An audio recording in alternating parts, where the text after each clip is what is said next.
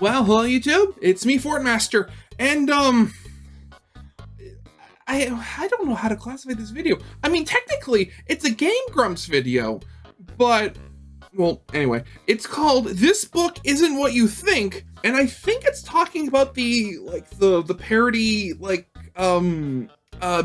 kids mystery book that they wrote a few years ago. But what got me, specifically, because I've been subscribed to Game Grumps for a long time, and watch them on and off whenever I see something I like. But I saw Super Eye Patch Wolf in the video thumbnail, so I was very confused because I didn't think this was like one of their videos where they what's it called? Guest Grumps. That's what it's called. Because this isn't a Guest Grumps video, like where they play with like other people that aren't normally on Game Grumps. Based on the title, I think it's supposed to be based off of like Super Eye Patch Wolf's, like normal video essay content. So I guess I'm going to be putting this in his playlist on my channel. Yeah, I guess. But yeah, I definitely want to see what this is about. So of course, original video is linked in the description if you haven't seen it for some reason. Corner video will link to my Let's Play of the day. And yeah, with all that out of the way, let's get this thing started then, shall we? Hello, this is a video advertisement for the book Ghost Hunter Adventurers Club, Express Train to Nowhere, narrated by John. What was the name of the book? That's me, Super Eye Patch Wolf. Oh, One of my favorite parts so he's narrated an audiobook, the okay. Feelings of validation I get from my work. And by frequent, I mean never ending. And by validation, I mean existential crises. That's the kind of joy one can expect from churning out an endless stream of content for a giant amorphous audience that may or may not devour you at any point, all the while knowing that if you stop, your primary means of maintaining both food and electricity will disappear.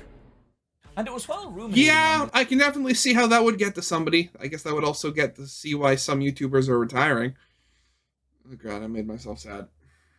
This fact that something strange happened to me. An uncanny man in a Mark Twain costume approached me as I walked to my car in a parking lot and handed me a copy of the book. Do you want me to take the book? The Ghost Hunters Adventurers Mark Twain Club, costume? Express Train to Nowhere, promising that if I read out a simple script and was part of a simple video, I would be compensated monetarily. Which is to say, this is an advertisement. I am being paid to talk about this book. These opinions... I mean, it's a 20-minute ad, so I definitely want to see where this is going. ...are not mine. Somebody else wrote this script for me, and I read it for money. I do not even own a car. They can literally make me say anything. I am a flim-flam man. I was going to say that, like, even if he's being paid, this script very much feels like something he would write. Just, though I don't know, is that, like, more, is that so much the words or just his intonation and, like, tone and stuff? A snake oil salesman. And that might sound morally dubious, and it is. But it leads to several interesting questions that I will cover in this little video I am told is called The Book That Broke Me. And also, it seems like they've already changed what the title of the video is. Why I'm not a terrible person for doing this. Ghost Hunters Adventurers Club and the Express Train to Nowhere, written by Dr. Cecil H.H. Mills, author and uncle to Aaron Hansen from... Right, yeah, I forgot that was the whole thing. The character that's the author. When I did my watching of Markiplier in Space, one of the endings, you like end up in Cecil's sort of writing dimension where everything he writes is law because he was the narrator for that section. God, I loved that. Oh. The middling YouTube channel Game Grumps is a young adult mystery novel that asks a basic question. Can genuine art be designed for monetary gain? The book begins when our protagonists, the brothers JJ and Valentine's Watts, who may or may not actually be brothers, as well as their friend Trudy. Wait, when you say that, do you mean as in like one of them's adopted and they're not blood related, or like more as in like they just hang around together and say they're brothers, but have actually absolutely no familial ties whatsoever. De La Rosa board an express train, and a lot of the appeal of this book is just getting to hang out with these little weirdos. Trudy is sharp, calculating, and very occasionally prone to making threats of brutal violence. JJ is the kind of affable idiot whose simple, borderline oblivious worldview makes him extremely entertaining, but also sometimes able to perceive situations in a way that no one else can. And Valentine is kind of the opposite, softly spoken, empathetic, with a keen eye for observation. His only weakness being the sheer terror he feels whenever he's around the Ghost Hunter Adventurers Club charming yet horrifying nemesis Siobhan, a tenacious, bright-eyed young girl equally adept in the arts of song and dance as well as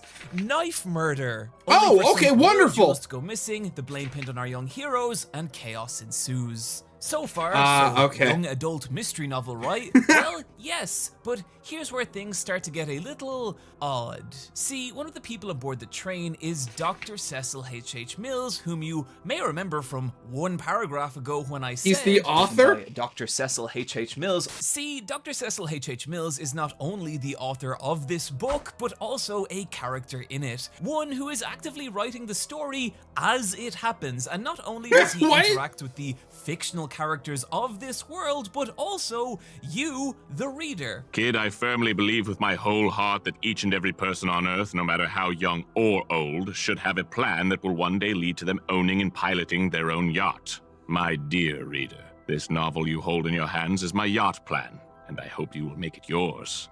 If we keep this transactional relationship going for long enough, you and me are gonna be racing luxury boats off the coast of some undisclosed equatorial nation very soon. This is my yacht plan.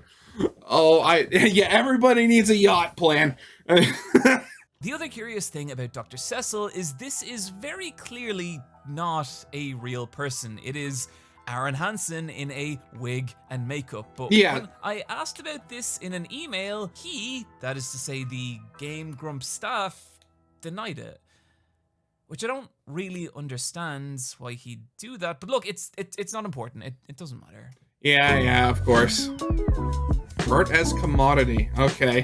What's so interesting about Dr. Cecil's dialogue with the reader is it's him confessing to you, the person reading the book, that this is art he does not want to make. That the whole reason an author of his skill and caliber is even writing a young adult mystery novel is because he needs money.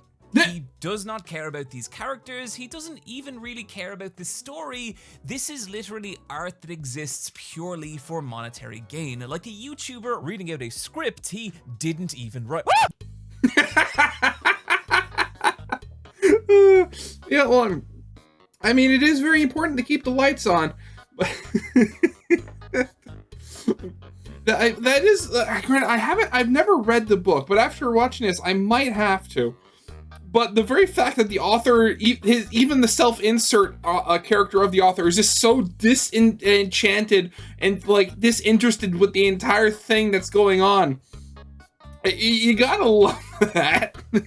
This means you, the reader, are not just a reader. You're a business partner who can get in on the ground floor of an exciting new opportunity in the mass media production space that you and Dr. Cecil can work together for mutual profit. Look at it this way. There exists a market yearning to drop coin on the things we create, heretofore known as content, and we both have the ability to feed into the same burgeoning market. And if you would like to form your own parasocial business arrangement with Dr. Cecil H.H. Mills, I implore you, according to this script, to buy your own copy of Ghost Hunters Adventurers Club and the Express Train to Nowhere. Available now at GameGrumps.com or wherever books are sold. See?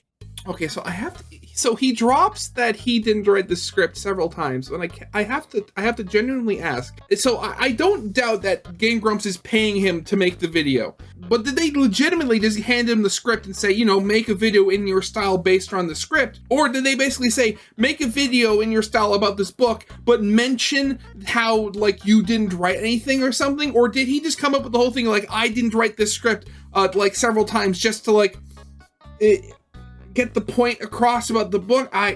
Okay. I don't know.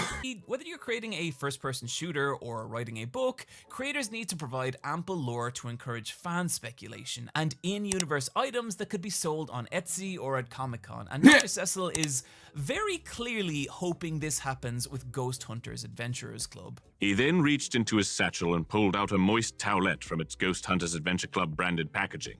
"And you guys said this would be a useless mechanism for advertising," he said, wiping ice cream from his hands. Why are some of the letters a different color? Why is that? Dr. Mills is so obsessed with ancillary revenue streams that he pulls the reader aside to offer more grifting ideas, screen printing t-shirts, or running a fiddle scam. Just Google fiddle scam. You should. Okay, what's a fiddle scam? A scam in which the mark gives a con artist real money for a worthless item in anticipation of a much larger return in the near future. The trick to the scam is to make the mark believe he knows the real value of the item and can thus take advantage of the seller's ignorance. This element helps the scammers avoid running afoul of the law. The mark couldn't help what happened without revealing his own greed, and is thus less likely to pursue the matter. Okay. No artistic choice is sacred, no line too far, as long as it boosts sales. Eventually, he offers his best idea yet. When early in the story, Dr. Cecil reveals to the reader his big plan, his guaranteed way of stirring up controversy, discourse, and reader engagement. His plan is by book end to murder one of the three protagonists. Oh, okay. My dear reader, if this grift is going to work, then one of our main characters has to die. For the reader, this midpoint realization is they're not just having a fun time or building a fictitious relationship with plucky and lovable characters, they're following commodities on a page, a resource that Dr. Cecil is willing to burn in order to create controversy and sales, which will create a secondary market for fan-made merch. That is the single cold reason why Dr. Cecil is writing this book at all. We want people to have to shout indignantly over one another to be heard. For journalists to slap together poorly researched articles about fan outrage, because that's what keeps their attention. That's what sells content, and that's what puts us on yachts. A TV show with enough intrigue will spawn countless video essays, which draw the audience into a consumptive fandom ravenous for analysis, theories, and fan art. Of course, this hunger never ends, spawning the need for more base materials from which we can produce more content. A commodity gets purchased, content gets engagement, or in Dr. Mills' words, the more people who know about Ghost Hunters Adventure Club, the more people buy the book. The more people buy the book, the more they become fans. The more they become fans, the more they flood secondary markets looking for content to the degree of fan art, trinkets, posters, and t-shirts. All things that you, yourself, can produce and sell at a profitable markup. And as a YouTuber being paid to narrate a video which I must legally remind you may not represent my actual views or points of interest, this really interested me. Right, yes, of course it did. Where things start to get really, really wild is that Dr. Cecil doesn't just develop a relationship with to get interested me. Making art in the age of content. Where things start to get really, really wild is that Dr. Cecil doesn't just develop a relationship with the reader, but with his own fictional characters that he's planning on killing.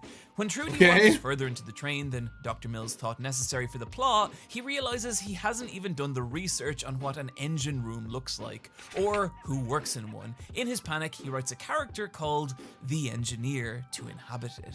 The Engineer is aware that she is a character in a novel, and also aware that the author wasn't even bothered to give them a proper name. It's funny and existential, but it also leads to a really interesting scene about the very nature of fictional characters. Trudy, JJ, and Valentine arrive at a train-themed bar in search of the Engineer. The whistle they need her help tracking down a missing train, and the plot can't advance without the Engineer's help. But she, resigned to her meaningless reality, refuses. The Engineer chortled. Buddy, wake up and smell the marketable content machine. We're all just imaginary objects floating through the mind of a sad, angry man. This world solely exists so that we can be run through a ringer of misery over and over again for as long as we can be profited off of. Okay, well, I have to write down these numbers. Something is going on here. First was T, then it was R, then I. So Trudy does the only logical thing she can do. She threatens to beat the shit out of the engineer, a threat of violence that compels the engineer to defend herself, leading to Trudy asking if the engineer's life is truly meaningless, then why defend it? And that simple little contradiction embodies beautifully a subtle theme creeping all the way through Ghost Hunters Adventures Club. The gift of life isn't just for the living. That these fictional characters can fictionally believe that their lives have innate value. And we soon learn that this is not Trudy convincing the engineer, this is Dr. Cecil H.H. Mills convincing himself. Which means that in reality, this is the fictional Dr. Cecil H.H. Mills having a real, genuine dialogue with the real-life Dr. Cecil H.H. Mills, who is actually Aaron Hansen, of course. I mean, this is Aaron, right? This isn't a secret. Like, everyone knows this, but I just wanted to... Hey, iPatch, just calling to say that we really loved that read you sent us, but could we please ask you not to mention anything about the identity of Dr. Cecil H.H. Mills? Hope your day is going well. Talk soon. Of course, okay.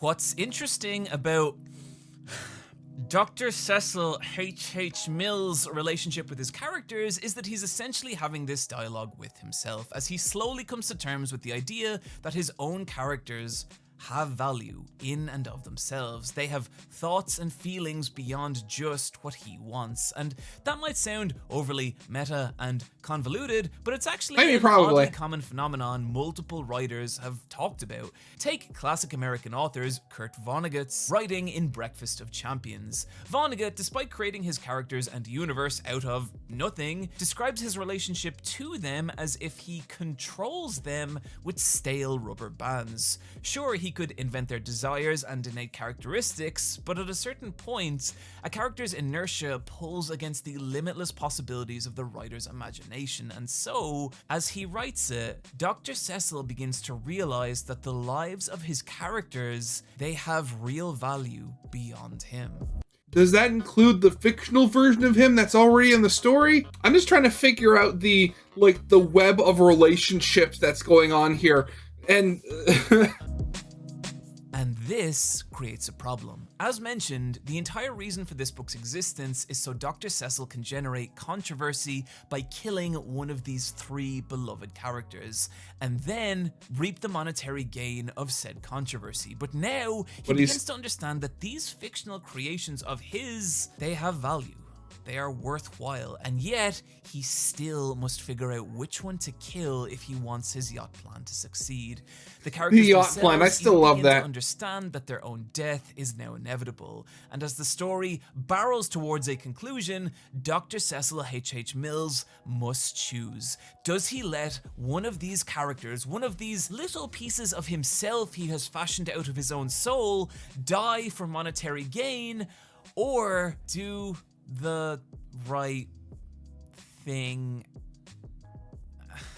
Okay, look, I'm sorry. Okay, this is actually Eyepatch Wolf. This is John. I'm off script because I don't understand why I'm being asked to do this. I don't understand why I have to pretend that this man who is very clearly Aaron Hansen in a wig and makeup, why must I pretend this is a real person? I tried to finish recording the script I had been sent. I could not. Against my better judgment, I requested to know the true identity of Dr. Cecil.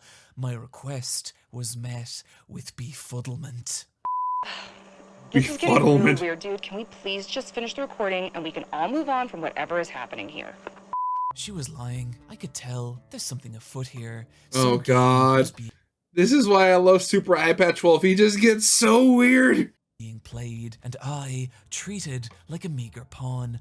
I would not stand for this, because what the Game Grumps production team were not aware of is that myself and Aaron were mutuals on Twitter, and so I contacted him asking for a sit down. I had followed Aaron since his days on Newgrounds. Sequelitis had been a tremendous influence on my own work, and I respected him greatly. I scolded myself. John, do not fuck this up.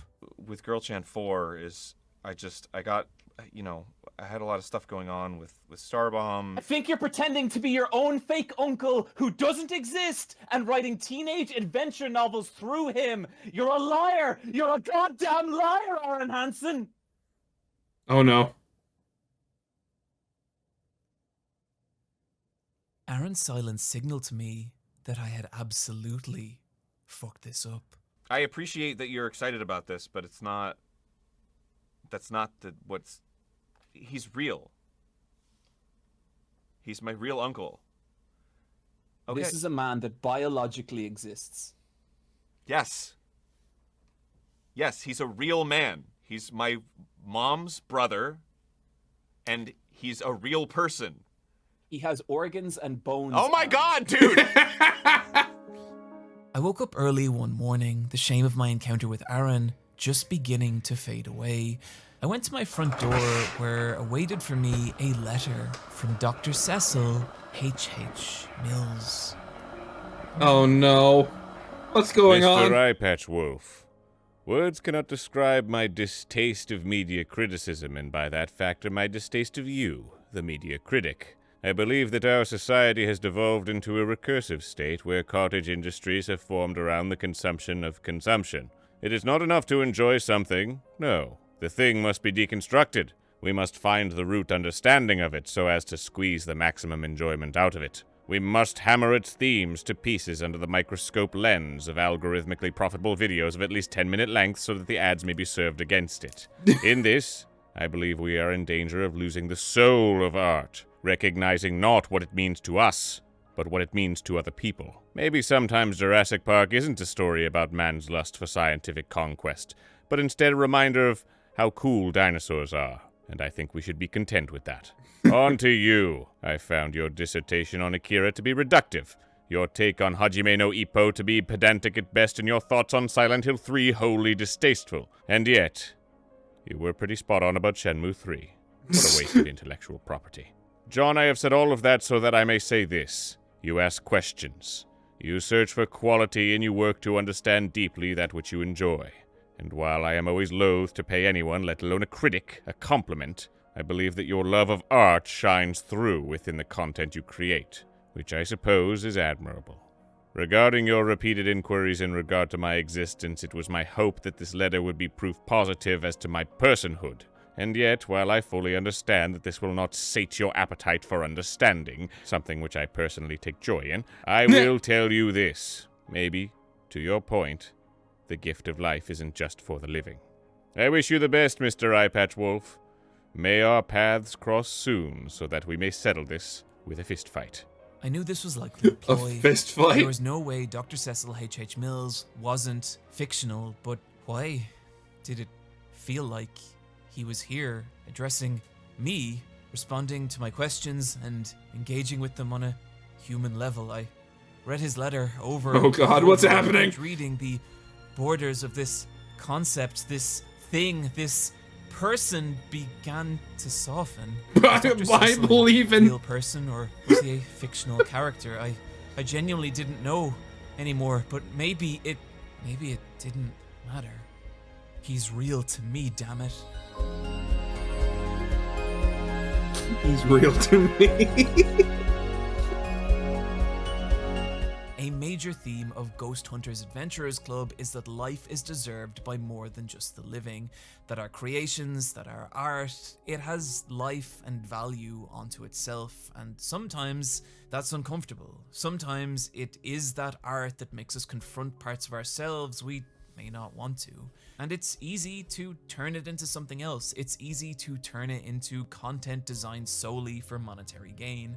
But ultimately, we should never let the parts of ourselves that exist in what we make die, because they are us. At least that's what this script says. Of course. Friends, thank you for watching this video. If you would like to purchase your own copy of Ghost Hunters Adventurers Club, a gentle but firm reminder that it's available now at GameGrumps.com or wherever books are sold. Buy my book! You know what? Where is... Yeah, I'm gonna see. How much is the book actually cost? What? Why is this site not secure? An audio signed hard copy. Yeah, I don't know what I was expecting with that, but I really did like that. That was cool. Again, I'm not sure how much of it was like actually written by iPatch12, and if like he literally was just given a script. But also, the letters I got was just Trin. What? Oh, okay. I missed an A. It's supposed to say train. Okay. Oh, okay, wait. Using the word train as a key for Vigenter cipher. Wait, how is this pronounced? Visionaire cipher. Visionaire cipher, okay. Using train as a key in a Visionaire cipher, you can decode the message at the end of the screen. It says, I have begun work on book 3. Buy more merch. Book 3? Where's book 2? But yeah, oh, okay, that was, okay. I mean, granted, this was obviously just one big thing to advertise, you know, the books that are already out there and that another one is being produced. But still, that was awesome. Even if it wasn't like an official Super iPatch12 video, that was still fun. I loved that. So yeah, you know what? In the description, not only will I link to this video, I'll also link to the store that you can buy the book. You know what? I'll continue this chain. So yeah, with all that being said, original video is linked in the description if you haven't seen it for some reason. Corner video will lead to my Let's Play of the day. And with all that out of the way, I hope you guys liked. If you did, leave a like, subscribe if you have not, and I'll see you guys next time. Goodbye.